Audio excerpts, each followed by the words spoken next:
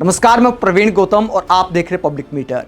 दोस्तों, वीडियो में इस मुद्दे का विश्लेषण करेंगे कि एर्नाकुलम में पीएम मोदी ईरान अमेरिका लड़ाई पर किस तरह गंदी राजनीति कर गए। गंदी राजनीति शब्द का इस्तेमाल मैंने क्यों किया? क्योंकि विपक्ष को लेकर पीएम मोदी ने जो तोहमत लगाई है, जो आरोप लगाए हैं, वो सोचकर दुख भी होता है और थोड़ा बहुत गुस्सा भी आता है कि देश के प्रधानमंत्री को क्या इस तरह की भाषा का इस्तेमाल करना चाहिए। क्या देश की जनता को एकदम से दिमाग से पैदल समझ लिया है और हर बात पर क्या राजनीतिक फायदा लेना है, हर बात पर विपक्ष को कोसना है और फिर विपक्ष पर ही आरोप लगाना है कि मुझे गालियां देने का बहाना ढूंढते हैं। पीएम मोदी ने ईरान अमेरिका की लड़ाई पर विपक्ष पर क्या आरोप लगाया? और पहली बात तो यह कि तमिलनाडु और केरल जा क्यों रहे हैं? तमिलनाडु में भी आज जाना है उन्हें, और केरल के एर्नाकुलम में क्या बोला? जब देश गंभीर संकट में है, गैस का संकट है, जगह जगह लंबी लंबी लाइनें लग रही हैं, बहुत सारे होटल रेस्टोरेंट बंद हो चुके हैं, तो पीएम मोदी चुनाव प्रचार में बिजी हैं। कनाडा के पीएम ने मजाक में कहा था थोड़े दिन पहले कि भारत के प्रधानमंत्री नरेंद्र मोदी हर वीकेंड पर प्रचार करने जाते हैं, जहां रैली में 2.5 लाख लोग होते हैं। तो क्या ये चस्का लग गया है वीकेंड पर चुनाव प्रचार करने का? देश में संसद चल रही है, वहां पर विपक्षी सांसद ईरान अमेरिका लड़ाई पर चर्चा की मांग कर रहे हैं। ओम बिरला के खिलाफ अविश्वास प्रस्ताव आया हुआ है और पीएम मोदी जाकर चुनाव प्रचार करते हैं। जब दुनिया के ताकतवर देशों के नेता मीटिंग करने में बिजी हैं कि वर्तमान जो संकट है उसमें क्या हमारी सरकार को करना चाहिए, हमारे प्रधानमंत्री चुनाव प्रचार में बिजी हैं और चुनाव प्रचार में कांग्रेस पर और बाकी दलों पर क्या आरोप लगाते हैं? कांग्रेस और विपक्षी दलों पर पीएम मोदी आरोप लगाते हैं जब हमारे लोग खाड़ी देशों में फंसे हुए हैं, तो विपक्षी दल उकसावे वाली राजनीति कर रहे हैं। मैं एक और विषय पर आज आपसे चर्चा करना चाहता हूं। गल्फ में, वेस्ट एशिया में जो कुछ हो रहा है उसे आप सभी का चिंतित होना बहुत स्वाभाविक है। हमारे लाखों भाई बहन वहां काम करते हैं। मुझे संतोष है कि गल्फ के हमारे सभी मित्र देशों की सरकारें भी हमारे देश के नागरिकों का पूरा ध्यान रख रही है। मैं उन सभी सरकारों का भी आभारी हूं। वहां हर देश में जो हमारी एम्बेसीज हैं, हमारे मिशन है, वे 24/7 उनकी मदद कर रहे हैं। किसी को भी खाना पीना चाहिए, मेडिकल हेल्प चाहिए, रहने के लिए हेल्प चाहिए, कानूनी सहायता चाहिए, ये सब सुनिश्चित किया जा रहा है। लेकिन साथियों, ये बहुत बड़ा दुर्भाग्य है कि कांग्रेस पार्टी इतने बड़े वैश्विक संकट में भी राजनीति ढूंढ रही है। कांग्रेस पार्टी जानबूझकर उकसाने वाले बयान दे रही है, गैर जिम्मेवार बयान दे रही है, ताकि स्थितियां बिगड़ जाएं, हमारे लोग वहां संकट में फंस जाएं और फिर ये लोग मिलकर मोदी को गालियां देने का, रील बनाने का अभियान शुरू कर सके। यही उनका खेल है।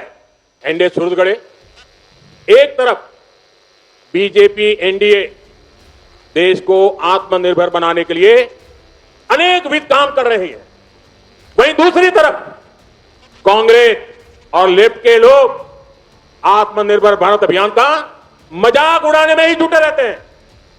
कांग्रेस और लेफ्ट ने मिलकर सरकारें चलाई है। इन्होंने देश को विदेशों पर ज्यादा से ज्यादा निर्भर ही बनाया है। और आज देखिए, ये लोग मिलकर अफवाहें फैलाने में जुटे हैं।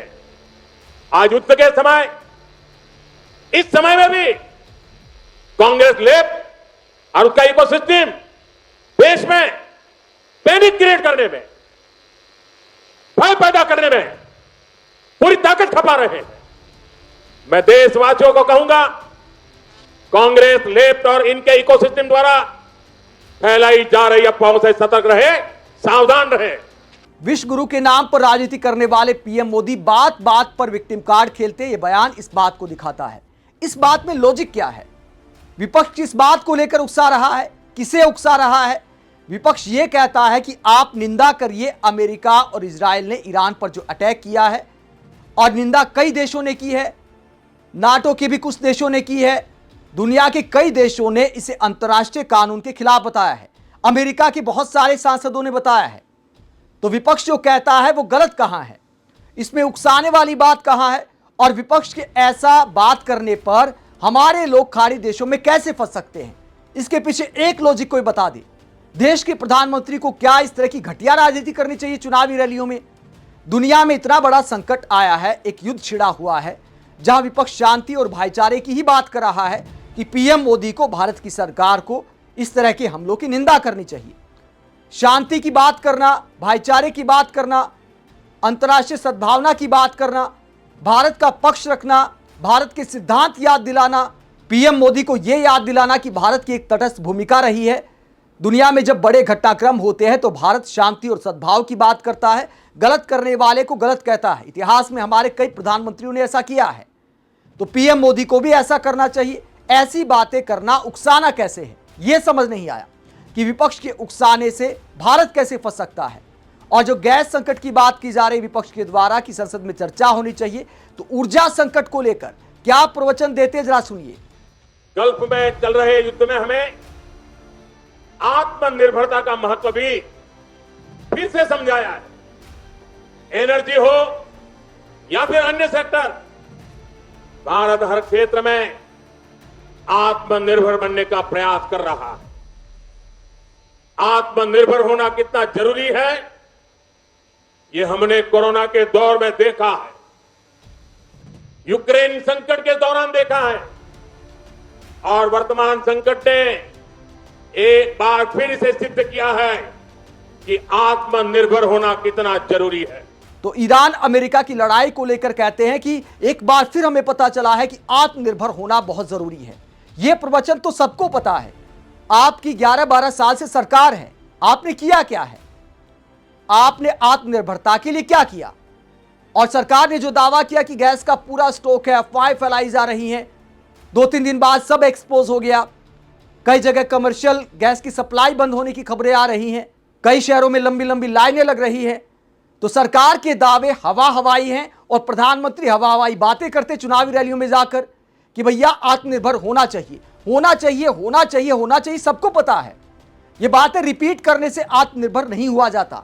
जब सरकार आत्मनिर्भरता के लिए कुछ कदम उठाए तब आत्मनिर्भर बनता है कोई देश।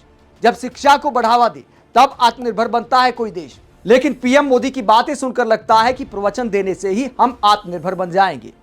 आप ईरान अमेरिका लड़ाई को लेकर विपक्ष को कोसने वाली इस घटिया राजनीति को लेकर क्या सोचते हैं, जिसका कोई तुक नहीं बनता है? जब विपक्ष ईरान अमेरिका लड़ाई को लेकर संसद में चर्चा चाहता है और देश के प्रधानमंत्री संसद में बोलने की बजाय चुनावी रैलियों में जाकर इस मामले पर कोरी राजनीति करते हैं, जिसका कोई लॉजिक नहीं बनता है। आप प्रधानमंत्री के ऐसे बयानों को लेकर क्या सोचते हैं? कमेंट बॉक्स में अपनी राय जरूर दें, साथ ही चैनल को सब्सक्राइब भी करें। नमस्कार।